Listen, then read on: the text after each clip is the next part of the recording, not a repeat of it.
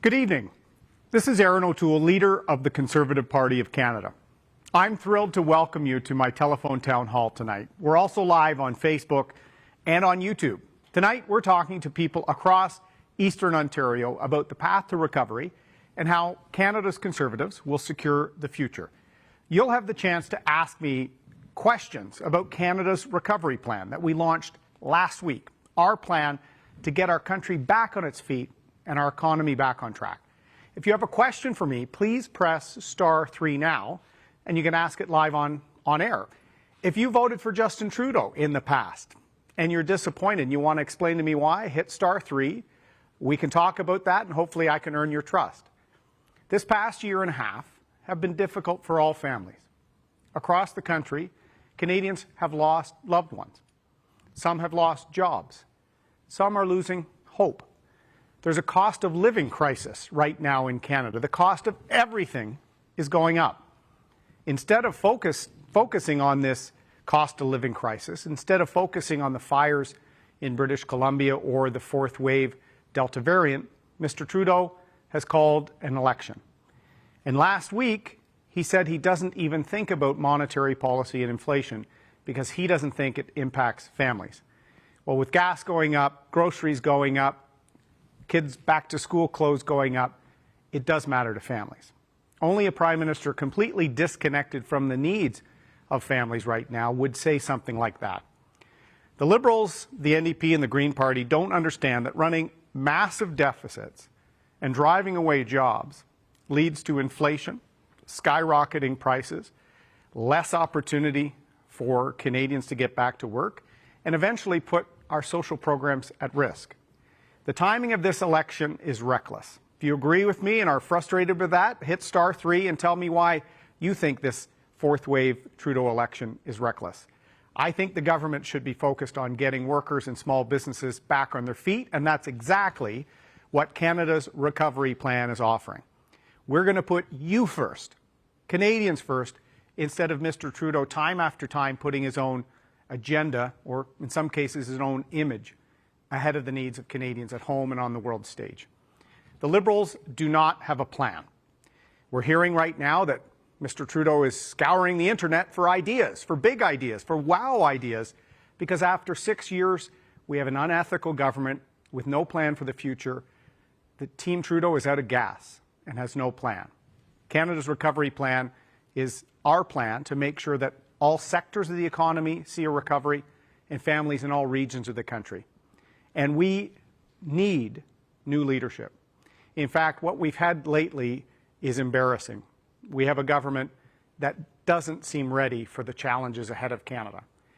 And if I learned anything from my 12 years in the military, it's that you always have to have a plan. So we have a plan. We're getting ready to implement it if we can secure your trust so that we can secure the future in the next election. And for us, every part of Ontario's economy is important. Our healthcare system and the impacts of the pandemic are important. If you have any questions on issues impacting your families, hit *3 and you can ask me directly.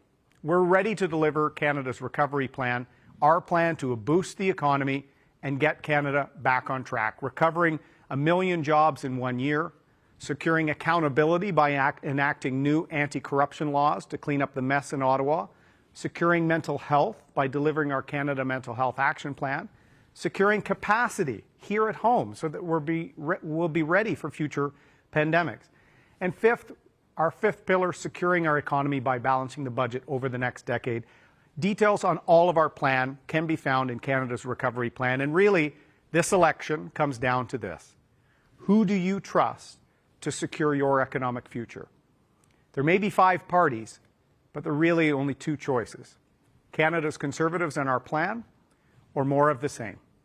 I'm looking forward to the discussion tonight and being accountable to you. As I said, please press *3 now if you have a question. And we're so happy to have one of our candidates host as moderator tonight, Jennifer Jennings from Ottawa West Nepean. Take it away, Jennifer. Thank you, Erin. I'm Jennifer Jennings, your Conservative candidate for Ottawa West Nepean. I support Erin O'Toole's vision for Canada, and I'm proud to be here with him tonight. Erin was raised in Bowmanville, Ontario, a community with middle-class values of hard work and helping your neighbor. He served our country in the Royal Canadian Air Force for 12 years and has proudly represented the riding of Durham in the House of Commons since 2012. Erin stands up for hard-working Canadians. He wants to work for you and make sure that for generations to come, Canadians can grow with world-class services, a healthy economy, and healthy finances. The telephone town hall is about to start, so please press *3 to ask Erin a question. Again, if you have a question for Erin O'Toole, press *3 now.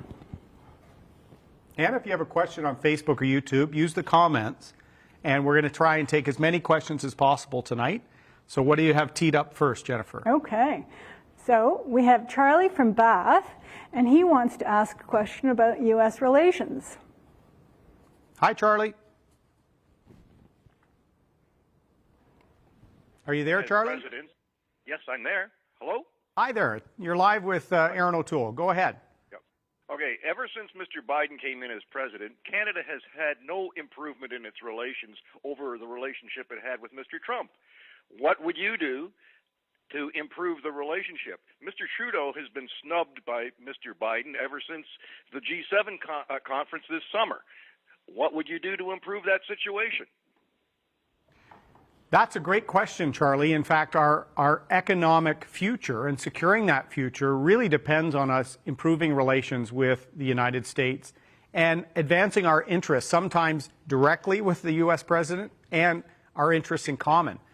As you're right, Mr. Trudeau has had a terrible start with President Biden. In fact, Keystone XL was canceled on the first day of the presidency.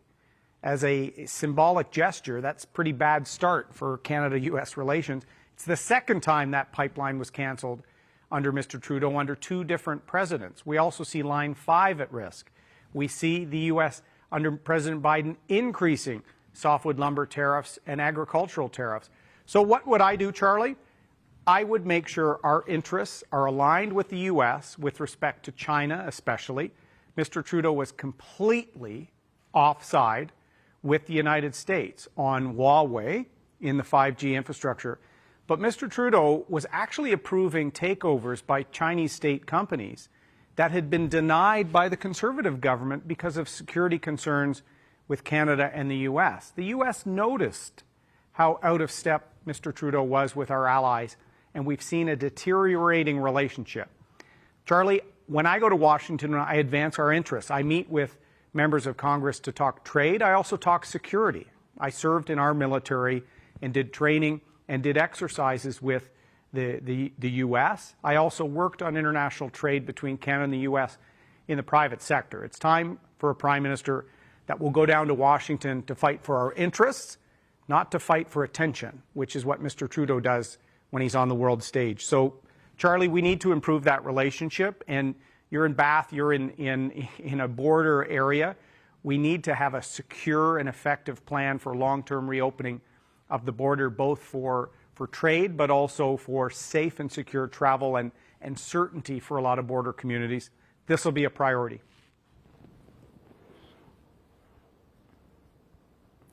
All right, we have Colin who's asking about food prices. Oh, thank you very much for taking the question. So whether you're going to kindergarten or you have an already established career, a productive day and good health start with good nutrition. What will the Conservative Party of Canada do to address the rapid inflation of food prices so Canadians can afford to put nutritious foods on their tables? Thank you, Colin. As I said off the start, we are seeing a cost of living crisis in Canada right now. Over the last couple of years, we've seen that in housing, but we actually now see this in groceries. We see this in fuel prices for families that are commuting. We see this in all aspects. And I also talk to small business owners who are seeing their margin disappear as their suppliers are increasing costs. In fact, for the first time in decades, there's worry and fear about prolonged and rising inflation at a time that wages simply aren't going up to keep pace. So, Colin, we're doing a few things to tackle this and to give families a break. We with our doubling of the working Canadian benefit, we're going to give essentially lower income levels a $1 per hour raise. We want to make sure that there is more at a time when prices are going up.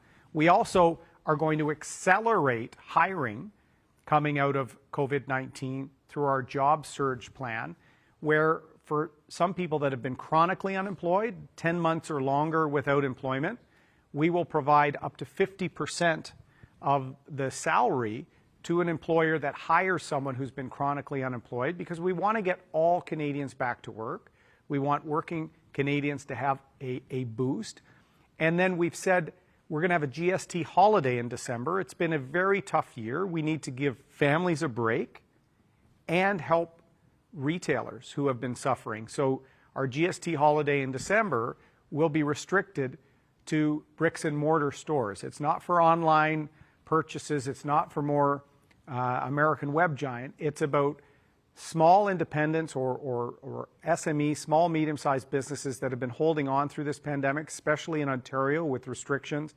We want to see an acceleration of in-store purchases. So the GST holiday is yet another way that we want to fight the rising cost of living. And as I said, the more flexibility we give them, Colin, they can make those purchases for their families. They can get healthy foods, and it's something that's important for families. All right, next we have Lucy and Everest, a couple, asking about old age pension. Go ahead. You're live with us. Yes, hello. My name's Tom Everest. My wife's Lucy, and we're pensioners, and we haven't seen any kind of a raise in our old age security pension for years. And with the price of groceries going up and lumber, we can't even afford to make renovations in our house, and we can barely afford to buy food. I'm just wondering if your government has a plan to help us with a little bit more money for that. Well, thank you, Tom and Lucy. It's good that you're both listening in. The cost of living crisis I've spoken about already and at the top. Who does that hit the most? People on fixed incomes. And you see everything going up. Food, fuel, the property taxes, a range of other things, but you don't see your benefits going up. So we have supported the bumps to programs, old age security within the pandemic. We also, as I said, for some seniors that may be transitioning into retirement and having one foot in the workforce, we are going to have that $1 per hour raise for working Canadians at the lower tax bracket. But we also are going to have a variety of programs to help people stay in their home longer. So more accessibility tax credit for seniors looking to make sure that they stay in their own home. We also are going to have major investments in long-term care and partnering with the provinces on care for seniors and improving. And we want to give a break. As I talked about earlier, our GST holiday for December, we want to get the economy moving and spending under control, because one of the big drivers of Mr. Trudeau's inflation is the runaway spending. No plan to contain it, and fewer people working. In fact, Mr. Trudeau continually just extending emergency benefits from COVID without a long-term plan to get people back to work. So we're trying to secure the future by getting people back to work and then restoring and building up health. $60 billion in new money over the next decade for healthcare in a way that's predictable, and then targeted supports for seniors trying to stay in their own home and keeping up with a rising cost of living. It's all in Canada's recovery plan, Tom. So you and Lucy listening in, go to our website and you can download this PDF. And if you have any questions directly, send a note. We want to earn your trust. All right, we have Ryan next asking about vaccine passports. Go ahead, Ryan. Hey, how's it going, Erin? Just wanted to ask your opinion on mandatory vaccines in the workplace and vaccine passports. As someone I'm an essential worker who's choosing not to be vaccinated right now until I get some more data, and my job's at risk, and I just want to know what your thoughts on that are. Well, thanks, Ryan. I'm glad you called in. I'm glad you explained to me your situation. The first thing I'll say to you, find out a little bit more about the vaccines, and you want to see more data. They are safe and effective for use, and I've been saying that for well over a year because we've been pushing to have faster access. I even publicized when my wife and I got the vaccines. We had COVID. It was kind of an unsettling time, so we showed people that it's safe and effective. I worked on healthcare issues in the private sector, and for some lower-end drug products and things like this, I used to review some of the clinical work and the approvals. We have a very, very high-level regulatory review process for drugs, medical devices, all of these things. And so there are some people that have questions, some level of hesitancy. I think you should get vaccinated, but it is a health decision that you make, and we respect that. That's why our approach when it comes to Mr. Trudeau's last-minute demand before an election for federal workers a mandatory vaccine, we've said provisions that are reasonable could be put in with daily testing, rapid testing, to make sure that some people that may not be vaccinated can be safe and cannot spread to others. So let's use all the tools, but I can't stress it enough. I'm glad you're getting more data because people need to make that informed decision themselves. When it comes to passports, Ryan, or decisions about limiting access to a certain event or something like that, provinces are setting up a variety of different approaches to this. Quebec and Manitoba, for example, are moving to passports. We heard MLSE, Maple Leaf Sports and Entertainment, are going to require either a vaccine or a proof of a daily test to show a negative for COVID-19 before going to watch one of the MLSE teams, like the Blue Jays, for example. We respect those. That's the provinces and workplaces making decisions to make people safe. And I think Canadians need to balance off their right to make their own personal health decisions alongside responsibilities we all have to make sure that we keep the fourth wave of the pandemic as minimal and as small as possible so we don't see more restrictions and lockdowns. Okay, we have Clint next on the lines asking about clean water for First Nation communities. Hi, Clint. Hi, Mr. O'Toole. How are you doing? I'm doing well, thanks. Hope you're doing well. I am. My question, so far, after almost 6 years, Mr. Trudeau's track record on getting water, clean drinking water to Indigenous communities is not very good. So I'm curious, if elected, what are you prepared to do immediately to get this completed? This has been ongoing for years, and I myself is a long-time Conservative voter. My wife is an Indigenous woman who is on the fence, and this is a topic that's close to her. Wondering what Conservatives are prepared to do. Well, thanks for the opportunity to speak about this, Clint. It is very important, and I hope your wife's listening as well. Access to safe drinking water, I view as a human right. And what we have to do is get a plan to get there. And I think at the core of reconciliation is trust. And after generations in Canada, both Liberal and Conservative, to be honest, that trust has been eroded. And I say this often. I know Mr. Trudeau cares. I think all parties care about the road to reconciliation. But it's a matter, it comes down to what are you going to do as leader. I think it's irresponsible to make a promise, as Mr. Trudeau did, to end boil water advisories, to provide safe drinking water on all Indigenous reserves when he had no plan to actually meet the promise. And then a few years later, he doesn't apologize for it. He has his minister, Minister Miller, go out and accept responsibility for something Justin Trudeau promised with no plan. I will never conduct myself like that. That erodes trust. That is a step backwards in reconciliation.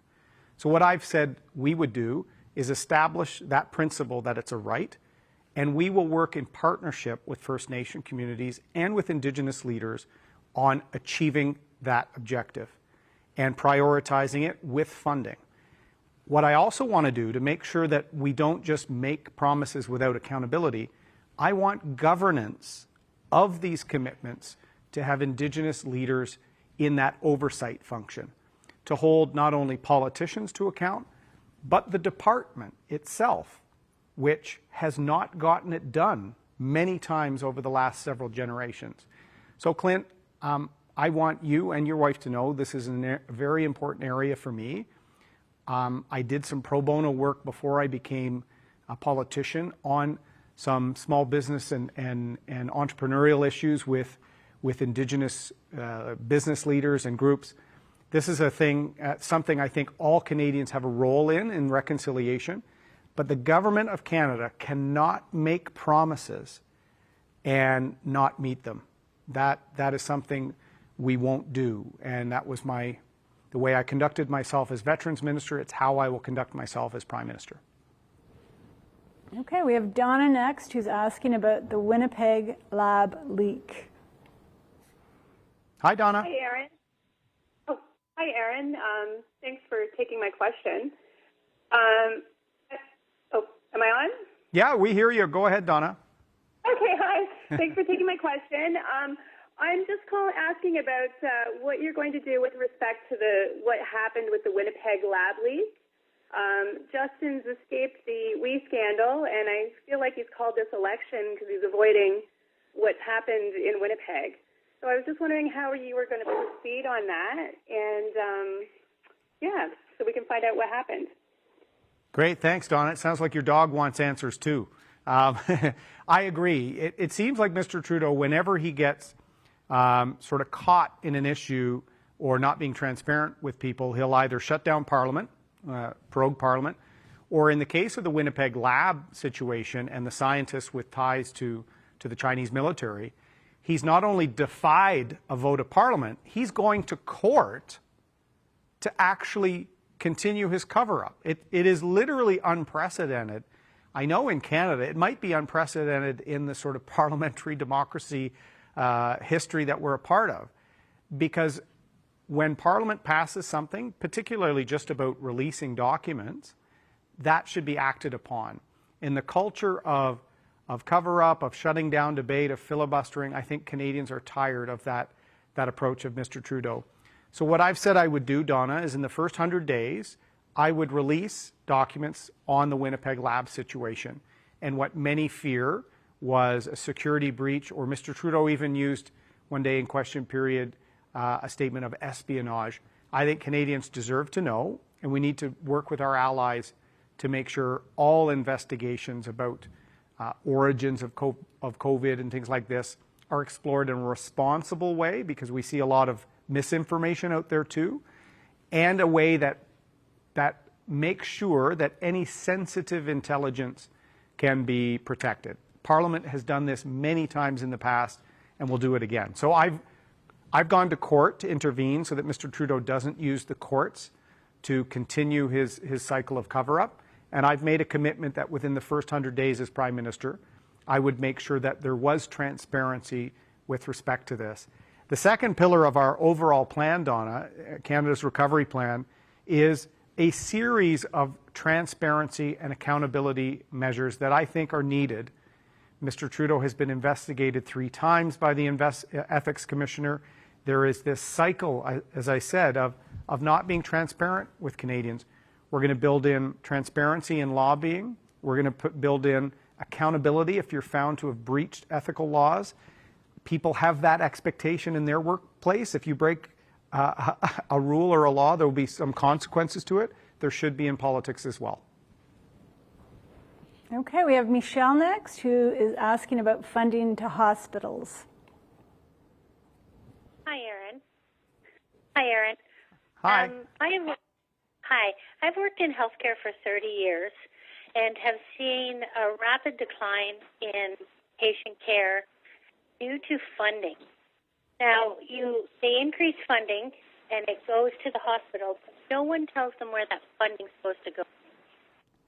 So, as I've seen, like we started out with a CEO, a VP, and your manager. Now we have 10 to 15 layers of middle management, but we're losing those frontline workers. And then your own premier, Conservative premier, introduced a bill in Ontario limiting those workers to a 1% raise, which isn't even the cost of living, which also, it's the only public sector limited. You're not limiting police, you're not limiting fire. We were called heroes during the pandemic, but yet in that pandemic, you pass a bill to limit our wage increase. So a lot of people are looking at getting out of the profession. So how do you plan to improve healthcare when there's bills that Doug Ford have introduced limiting the workers?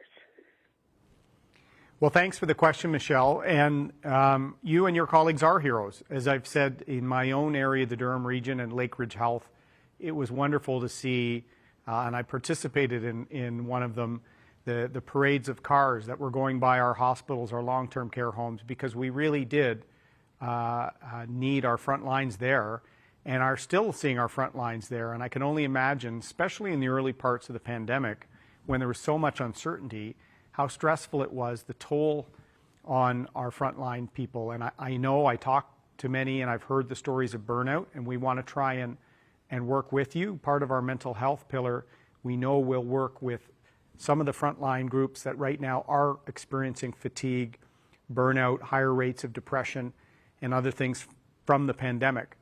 On healthcare in general, Michelle, as you know, the provinces deliver healthcare and will make decisions about LHINs and the administration, which in Ontario over the last number of decades there has been a discussion about how can more get to the front, to the pointy end of the stick, as we might say, we used to call it in the military, and less in the bureaucracy of healthcare.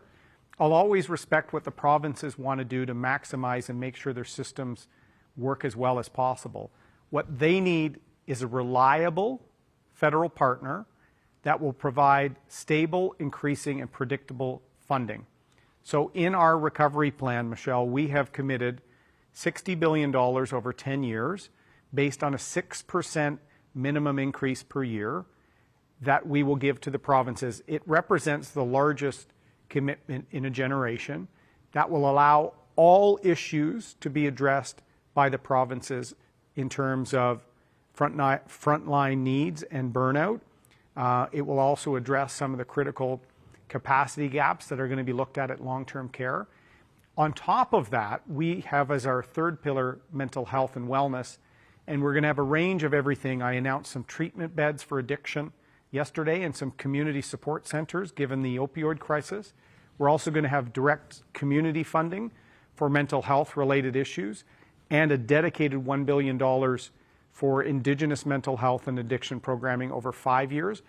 But that upfront 6% increasing predictable funding is our way to try and be a reliable, serious federal partner. And as I said, I want to end as I started. Thank you, Michelle. We want and need you and your colleagues to stay on those front lines, and we want you to know from a federal basis we will have your back. Okay, we have Steve next, who's asking about your job plans. Hi, Steve. Hi, Mr. O'Toole.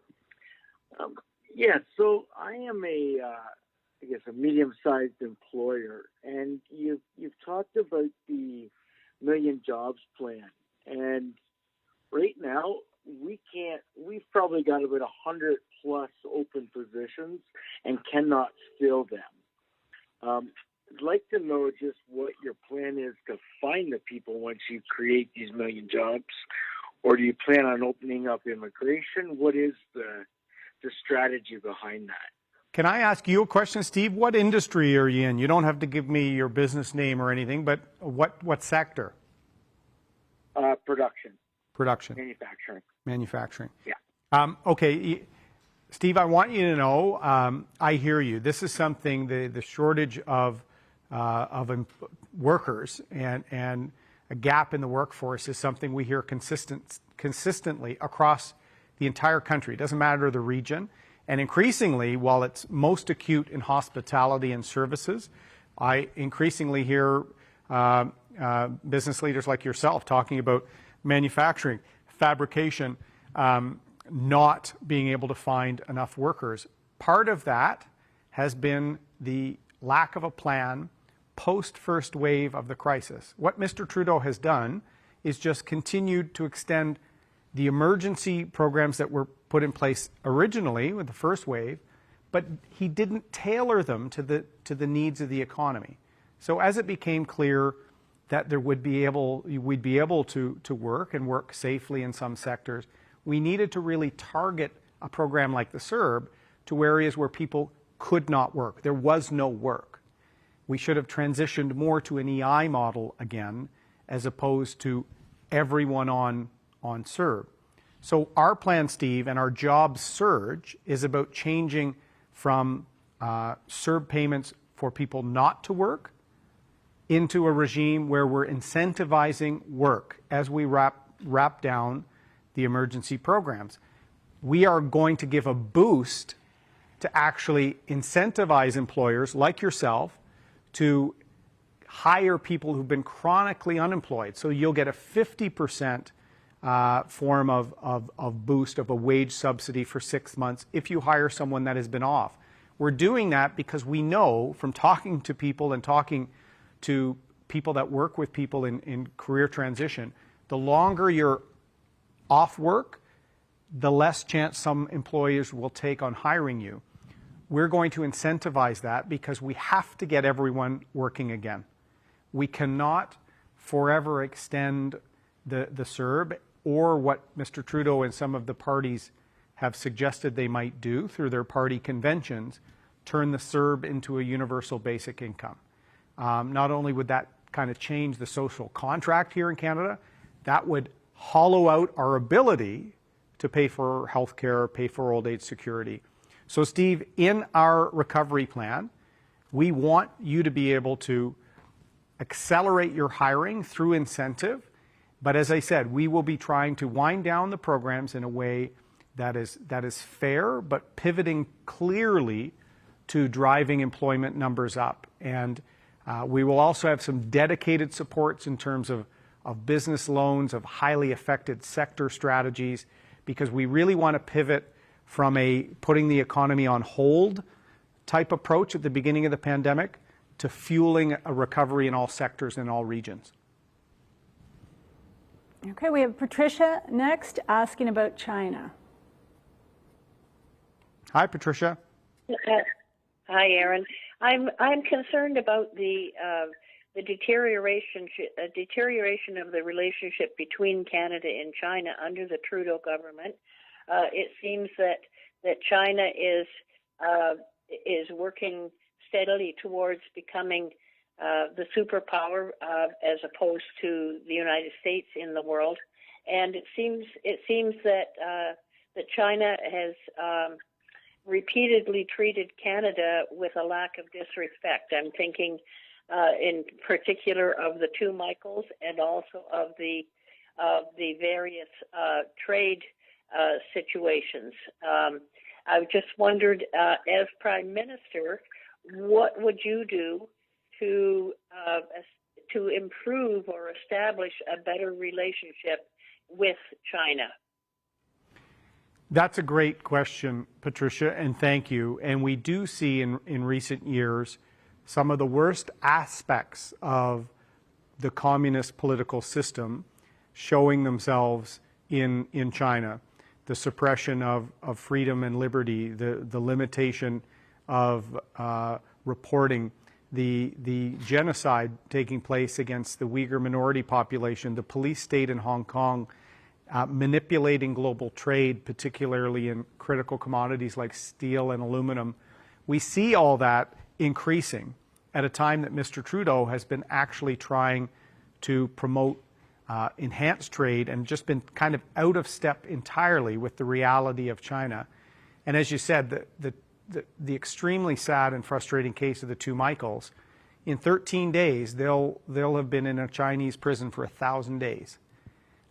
That's unacceptable, as is some of the other actions of the communist regime in China. So I will take a much different position.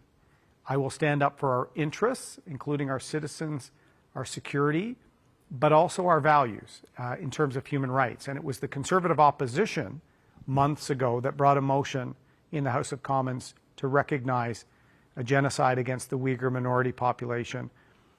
Mr. Trudeau didn't even show up for the vote. And I thought that was a very poor demonstration of our multi-generational, multi-party historically commitment to standing on principle for human rights and for dignity. And here is what I think will happen, Patricia. The more we work with our allies, especially the United States, who have seen Mr. Trudeau as being offside on security, on Huawei, Australia, which has taken a much more principled stand than Mr. Trudeau, New Zealand, the UK, some of our closer allies, we need to provide pressure collectively on the communist leadership in China, including the use of Magnitsky sanctions. And I often will say Canada may be smaller in terms of our population and our economic clout, but we're a giant when it comes to our commitments to the rule of law, to human rights, to standing up for the vulnerable. And I think the more we can mobilize our closest allies to start pushing back against such conduct, I think that the leadership in China will actually respond better to that than to the perceived weaker approach of Mr. Trudeau that has been, quite frankly, all over the map. He did fundraising and said the Communist China was a country he admired because they get things done. And then he abandoned his free trade interest. He was going to have an extradition deal with China. He's been all over the map, and that doesn't send the consistency that I think our allies need to see. So it's time for a serious leader on the world stage again, and that's what I will offer as Prime Minister. Okay, we have Shelley next, who has a question about post-secondary education. Hi, Shelley. Hi, Erin. Thanks for taking my call. My question is just around the high cost of post-secondary education. I appreciated what you said about the government needing to stick up for vulnerable people. And I'm thinking about students who are really bright and work very hard, but come from a lower income family and are completely unable to go to university without incurring a huge amount of debt that, you know, with the high cost of living is close to impossible for them to pay off. I'm wondering if the government has any plans to help with programs around that, or what your thoughts are around that issue.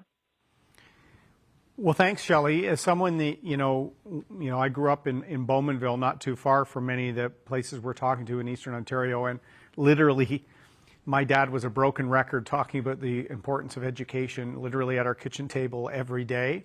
And so I think we have to make sure young people have the opportunity to go to university or college, apprenticeship, pursue that education. And we brought forward a number of programs when we were in government in the past in terms of access to student loans for apprentices and other things like that. We want to be able to make sure that students have the ability to work, save for their education, and any way we can do to try and accelerate that process, we're going to be there to try and be in terms of working at lowering student debt.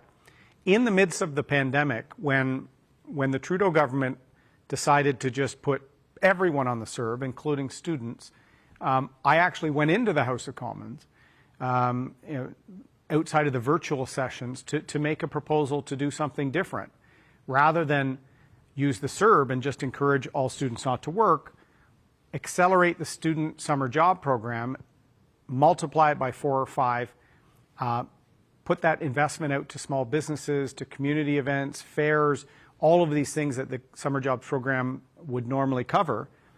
There would have been enough to also pay for a $2,000 tuition credit for every student that would have participated for half the cost of the $9 or $10 billion, roughly, I can't recall exactly, of extending the CERB.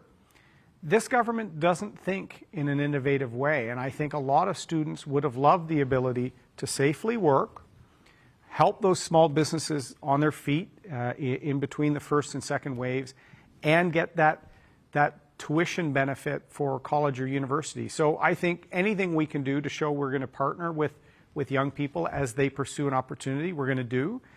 Our other thing I would add, Shelley, is we have a very comprehensive set of policies on tackling the housing crisis and the fact that a lot of young people not only are taking on student debt, they're giving up on home ownership. So we have a number of policies that we hope will bring home ownership closer to the next generation, because we want that to be an aspirational element for each generation.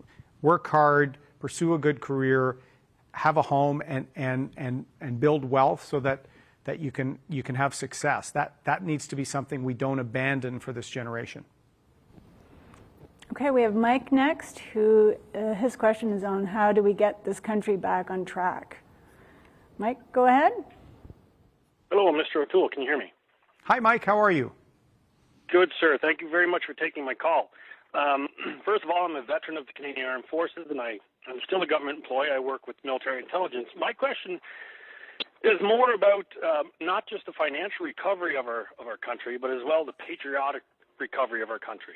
And what I mean by that is never before in my life have I ever seen our country more divided between demonizing legal firearm owners, demonizing folks who ask for alternative methods to the vaccine, turning their back on the West, the gas and the oil, trying to hide what they're doing with C-10. The country has never been more divided. So my question to you, good sir, is how do you see our country getting back on track patriotically and tearing down these horrible division walls that the Liberal government have been putting up? Well, thanks, Mike. First off, thank you for your service. You know, I love encountering veterans when I'm out on the road or on these telephone town halls, because I really appreciate what you do. I spoke to a friend of mine, Peter, today, who helps do training for some of our injured veterans, and we can't do enough to support people that have served their country and put their life on the line. I agree with you. I think perhaps the most concerning thing after 6 years with Mr. Trudeau as Prime Minister is just the degree of division in this country. I'd like to say when I was a cabinet minister at the end of the last Conservative government, the Bloc Québécois, the separation party from Quebec, was not an official party in Ottawa at the time. If you'd said the word Wexit out west, they would have looked at the exit sign on the door. No one would have known that term. Now we have 3 provinces that have sort of active groundswell movements of people that are so frustrated they're starting to give up on a country they love, including veterans that I've met that are so frustrated they're looking at some of these options. I often say Canada's best days are ahead of us, but we have to address these divisions. We have to get the country back on its feet and back on track. Part of that is respecting the differences in our federation, not having Ottawa dictate what job you can have and what part of the economy should recover.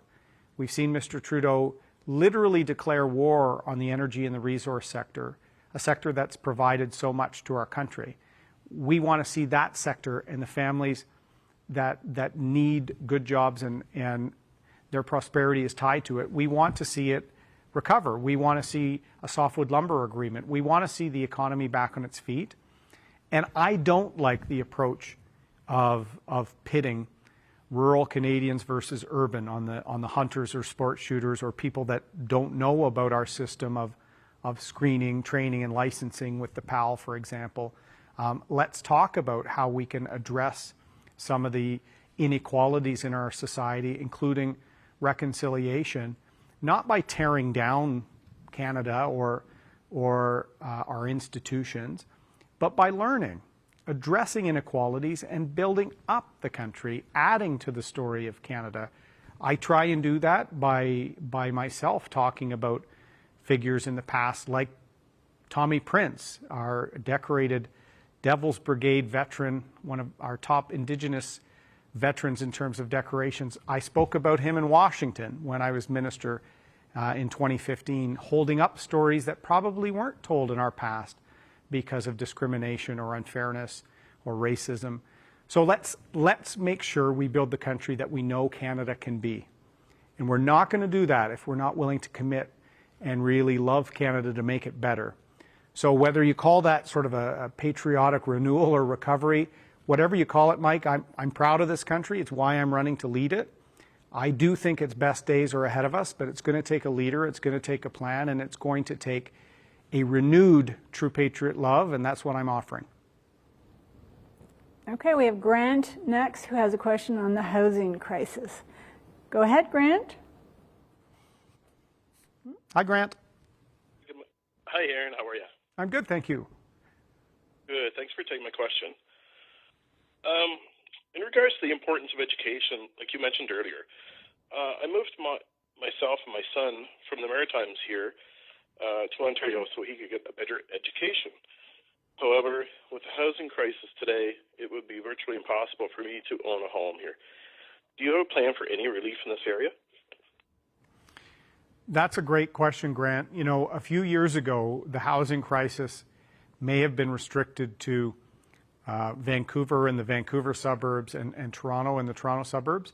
Now, literally everywhere in Southern Ontario is driving the cost out of touch. Just the other day, I saw a home in a rural part of Ontario sell with multiple bids for something like $300,000 over asking. It's how can an average family compete with that?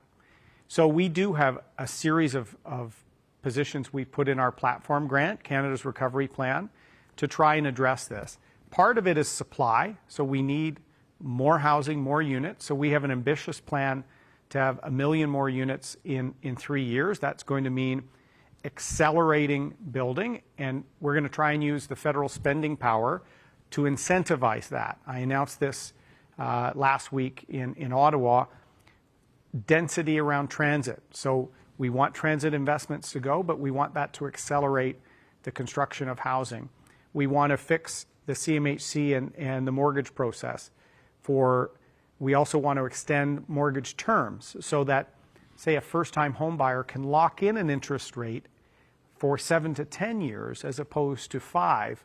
That locks in a little more certainty for planning, particularly as rates are low, but inflation with Mr. Trudeau in recent months means that people are worried, especially with variable mortgages, that in a few years they won't be able to afford. So locking that in.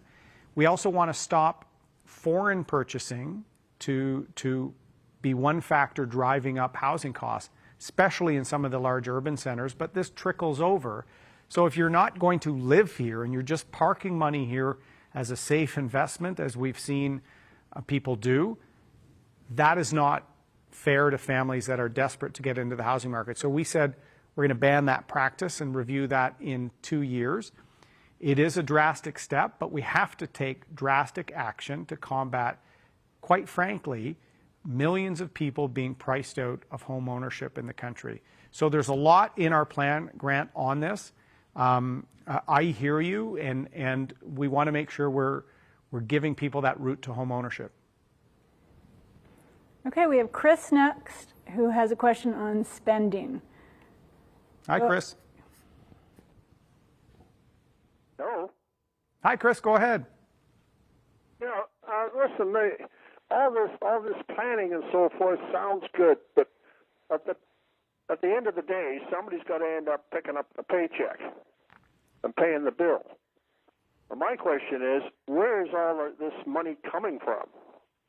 We're already millions in debt right now.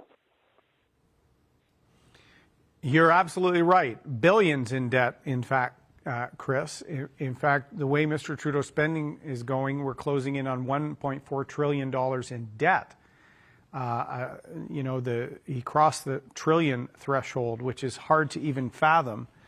So our plan has the fifth pillar of getting back to balance over the next decade. We put a 10-year frame, Chris, for 2 reasons. One, we want to get people on their feet and working again after COVID, and we're going to have to invest to get some businesses back on their feet. And so we don't see a wave of insolvencies and bankruptcies after the pandemic, which there's a lot holding on by a thread. 2/3 of Canadians work for a small or medium-sized business. So if we see a flurry of insolvencies, we're then going to see higher chronic unemployment. So that's the big reason we're taking 10 years. We also will have some social costs of the pandemic. And so I've been talking about addiction and mental health, and we feel those are important investments to make. But our focus, Chris, is getting people back to work. And as the programs end in October, Mr. Trudeau just kept kicking them down the road. He's running a a fourth wave pandemic election because he really has no plan for when those programs end. We're going to kickstart a private sector-led recovery. As I said, we want to see recovery in all sectors of the economy. We're not picking or choosing like the other parties who don't like whole swaths of natural resources or fabrication or those sorts of traditional industries. We're going to fuel a private sector-led recovery, fuel innovation that we know will pay dividends in the medium term. So we're using, I think, a very prudent 10-year time frame to get the economy moving, to get spending under control, but by supporting people with major investments in health and wellness. We're right now costing our platform, Chris, with the Parliamentary Budget Officer. It's right on the back page here. I keep referring to this because I think Canadians deserve a plan. They deserve to know who and how is going to pay the bill. Mr. Trudeau is just pushing the bill off to our kids and grandkids. I won't do that. I think it's wrong. So please check out our recovery plan. I think it's a balanced way to get the country back on its feet. Okay, we have Jane next, who has a question on rural broadband accessibility. Hi, Jane. Hi, Erin. I'm very proud of you. Oh, thank you. I voted for you when you were first a member of Parliament, and you're not our member now because there were a few changes with the alignment of voting areas. But nevertheless, I still wish you the best. Oh, that's anyway, lovely. Thank you. Well, you're worth every minute of it, and I'll tell you why. but first of all, I thank you for taking the question, and I hope I'm asking this question with the proper focus. It may be a municipal matter or a provincial issue. However, my questions, when I ask people who are going for election in those areas, I don't seem to get a satisfactory answer to my liking anyway. And what I wanted to ask, it's about broadband internet. Is getting a high-speed, high-brand internet out in regards to a better output, in regards to rural areas, we're in the Greenbelt, in the interest of for better reception. We have satellite, but it has proved to be not always the best. We have some trees around our house, and one tree had to be partially cut the side out of it to get reception. And also, it's very costly compared to another person that's near us that they can get broadband reception, but they get it from a different system. And so I'm just not sure if this is a federal item or if I should be still after the municipal or the provincial government. I know that being in the Greenbelt might be a problem, but I don't know if it is. I know that Brooklyn and Whitby, where there's new construction, I read in the Clarington Times that they now have access to it. But I don't think there'll be one coming. I know there's a new something at Kendall, but it's not the same. Yeah. Anyway. All right. No, I hear you, Jane, and I know exactly where you are. You're in Northumberland, Peterborough South. You're in my friend Phil Lawrence's riding now. I was really proud to represent that part of Clarington, including Kendall and Newcastle and Orono. I'm kind of always backing up Phil now because that's right next door. And I know this call goes as far as your area and right here to Ottawa. So we have a lot of people on tonight. We think broadband is critical, Jane. I hear you. In fact, one of the first things I started working on as a new member of Parliament was broadband because our riding is, my riding at the time, including where you are, is considered the GTA. And we had some people that couldn't get reliable high-speed internet. And it was considered the GTA. So think about real rural or northern parts of the country. So obviously the private sector is the provider here. The governments, some municipalities run internet service, but most don't. We think this is critical.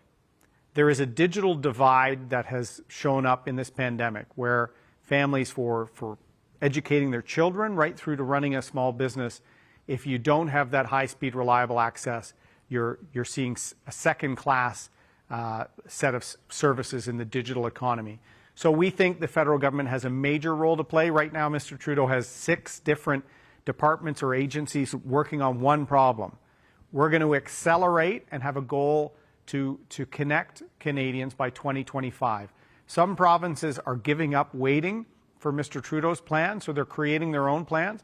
We will partner with the provinces, municipalities, and the private sector. That includes incentivizing the private sector to build out in some areas that might not make business sense, but that's where the public good comes in, and we will invest.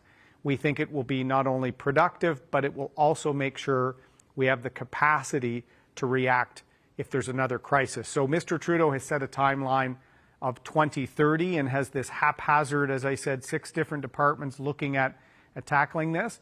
We're going to create a Minister of Rural Affairs. We're going to empower them to deliver by 2025. And this is the big difference between Mr. Trudeau and myself. He announces things and they disappear and never get done. I will deliver. And that was my way when I was minister, and even people that were skeptical at first on whether I could deliver, I always made commitments I knew we could deliver on. And we must deliver on this because it's critical for our recovery. And it's in our recovery plan, Jane. So thank you for the lovely words off the top. And give my best to everyone there in Northumberland, Peterborough South. Phil Lawrence is doing a great job, and I hope he earns your trust again. Thank you, Erin. I know the Conservative team is ready to deliver Canada's recovery plan and stand up for hardworking Canadians and their families. That's why I'm glad you're leading Canada's Conservatives in this election. We hope you found tonight's conversation useful. If Erin O'Toole and Canada's Conservatives can count on your vote, please press 1. If you're supporting another party, please press 2. If you're still unsure of how you'll vote, please press 3. If you didn't have a chance to ask your question, please stay on the line and leave a message for our staff. Your question is important, and we'd like to have the chance to respond to you. Well, thank you, Jennifer. You did a great job, our candidate in Ottawa, West Nepean, and I'm really proud of our incredible team that we have across Eastern Ontario. I know we've got Jennifer McAndrew in Kanata Carleton, Susan MacArthur in Glengarry, Prescott Russell, Ryan Williams in Bay Quinte, Hastings, Lennox, Addington, Shelby Cramp Newman, Peterborough Kawartha, Michelle Ferrari, and Phil Lawrence. As I said, Jane knows in Northumberland, Peterborough South. We've got an incredible team of men and women stepping up across the country to deliver recovery. Canada's recovery plan is our plan to get the country back on its feet and back on track. And these telephone town halls are great. We've talked on a range of issues, from Steve, a medium-sized business owner, having trouble finding people, jobs available, but right now there's a disincentive in some places because Mr. Trudeau hasn't adapted the programs. We've talked to people about the rising prices, Colin talking about food prices. We've talked about Indigenous reconciliation with Clinton, his wife, on commitments on drinking water, healthcare, China, Mike the veteran. This has been great. This is our way of being accountable to you. Canada's Conservatives have a plan. We've got a great team, and we've got an ethical track record. I'm in politics for you. I served in the military for 12 years, worked in the private sector, and now we're putting forward a plan to get the country back on its feet and, to Mike's point, restore some pride. I think Canada's best days are ahead of us. We've got challenges as a country, no question about it. We've got inequalities. We've got to commit to reconciliation and calls to action. But to tackle these things, including climate change and the challenges of our time, we need a strong economy so that we can tackle these things and give ourselves the flexibility to really lead the world. I think we can as Canadians. We've done it before, we'll do it again, but it takes leadership. So ladies and gentlemen, thank you for participating tonight. Follow us on our social media feeds. Check out Canada's Recovery Plan. And on September 20th, please vote to secure the future. Thank you very much.